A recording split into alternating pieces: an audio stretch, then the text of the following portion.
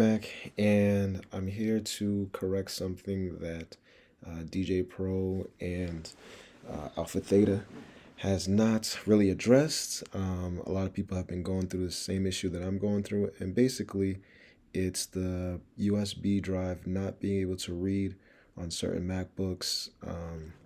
And the issue is that I found out after just spending time and going on forums and whatever on Facebook, and I found out that the culprit was the USB drive.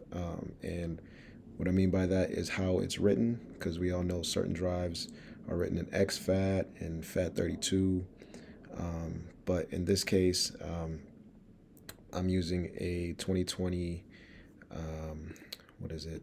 So you're right here is 2020 Ventura. So the OS is Ventura 13.0. And hopefully they update this on their website and let people know how to fix this issue. But I'm making this video so those of you who are dealing with this issue can easily watch my video and fix the problem. But yeah, all you pretty much got to do is reformat your thumb drive to Mac OS journaled. So you gotta first open up disk utility. So you can just do a quick search on your Mac, which is the command spacebar, and just type in disk utility so you can find it. And right now it's just showing you my internal drive, but when I plug in my external drive, which is a SanDisk, and I had to get the little adapter USB-C so it actually fits in. And then, yeah, so I already did it, but I'll do it again just so you can just go with me. And all you gotta do is click on the top part here, not the untitled, but the SanDisk Cruiser, like the kind of like the root file of it, and just click on erase over here. And you can name it whatever you want, but what's important, just leave the master boot record, leave it as that, and the format again should be Mac OS extended journaled. Do not do MS DOS, FAT, or exFAT. None of those work. None of those work at all. If you're using like a new computer, it will read, but anything that's like 2020 and probably before, or I don't know. I just know definitely 2020 is just definitely not reading it at all. So just letting you know now, make sure if you're doing a 2020 MacBook with the same specs as me, Ventura 13.0, you definitely have to do reformat your drive and put it in Mac OS external extended journaled, and then just hit erase, and then it'll erase. And depending on how much stuff you have on there, it may take a bit, but once it's done, it's going to be empty. And then when you plug it in, you'll see, it'll say untitled here, but then here in the center, it will say like, it'll ask for permission, and it'll ask to use the library or whatever. Just, select your hard drive, hit OK. You don't have to search or nothing. Just make sure you're pointing it to the hard drive, and that's it. But yeah, I've just made this video because, like I said, there's no video on YouTube explaining this. DJay Pro did not explain this. It sucks that they didn't, and yeah, they definitely have to make sure they explain this, because I was about to just be like, this is stupid. Do I gotta get a new computer? Do I gotta, update my OS? You know what I mean? It was just so confusing. Granted, I did have files in there that, I was using, but there was stuff. They were just like backup songs that I had, stuff like that. So it wasn't like a loss or anything. It was just the fact that I just used that drive. Anytime I'm going to a club, I can do that. But now that I have this drive, you know, nice and open and free with space, I can now hit the little down arrow, go to playlists, and now I can go to my drive over here with all my stuff. And let's say I go to my crates, and I want to do like my 2000s, right? Just hits that I know that will hit in the club that come from the 2000s era. Right click that, go to add USB, go to untitled, and then bam, if I go back to my USB thumb drive, well, it's adding it down here, so it'll take a little second. But once it's done down here, it will be, all the songs will pop up here. And now I could take that,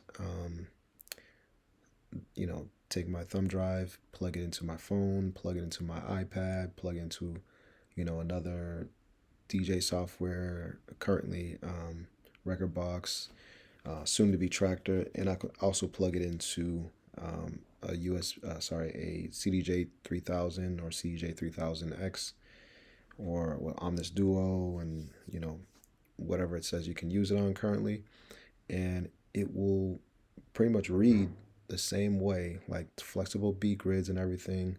All my cues and everything will line up properly on the CDJ.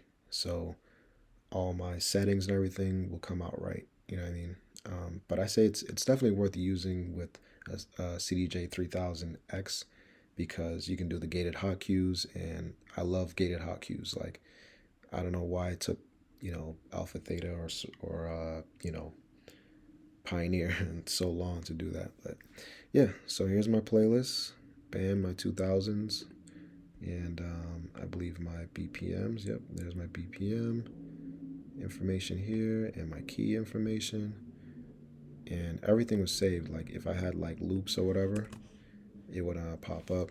Boom, so all my stuff is saved.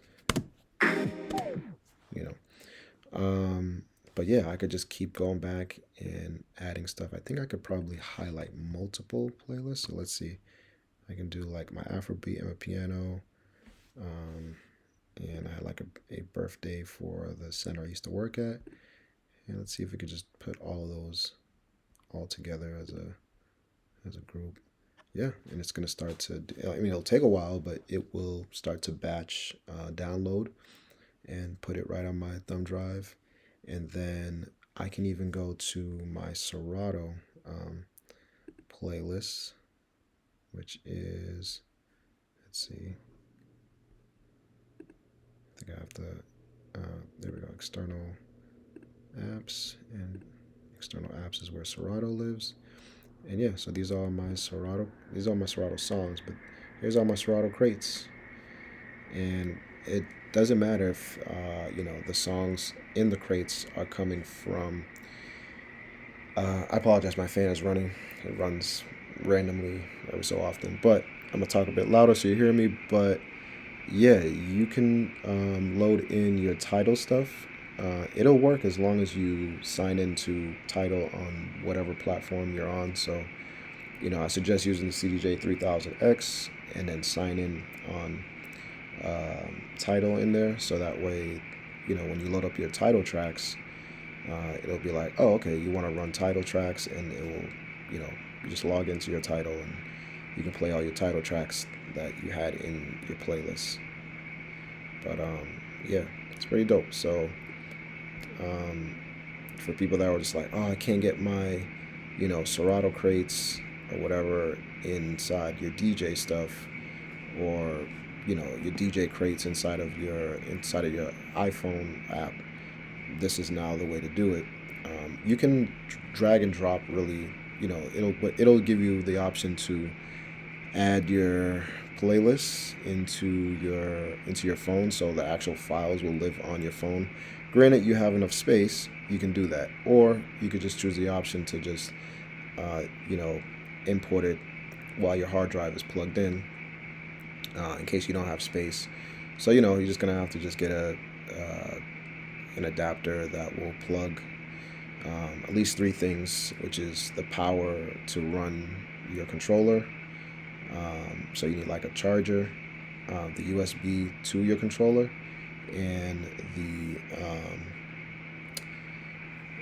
and definitely need like a sound port, and your USB.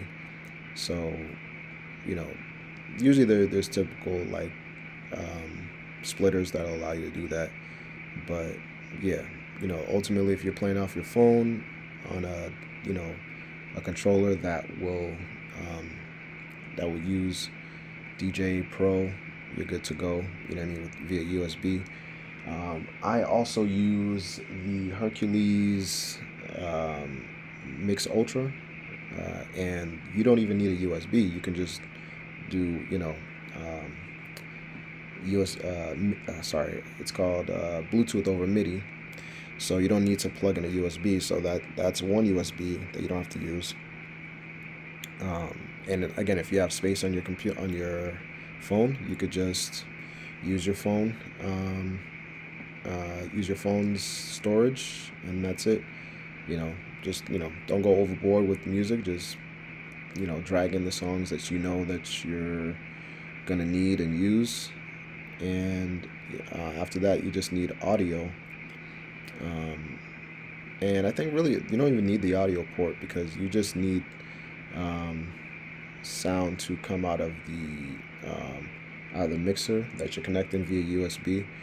I only use the sound port if I'm using the Hercules Mix Ultra because the Mix Ultra doesn't have audio out, so you have to use your phone's audio out to the speakers or whatever mixer you're plugging into.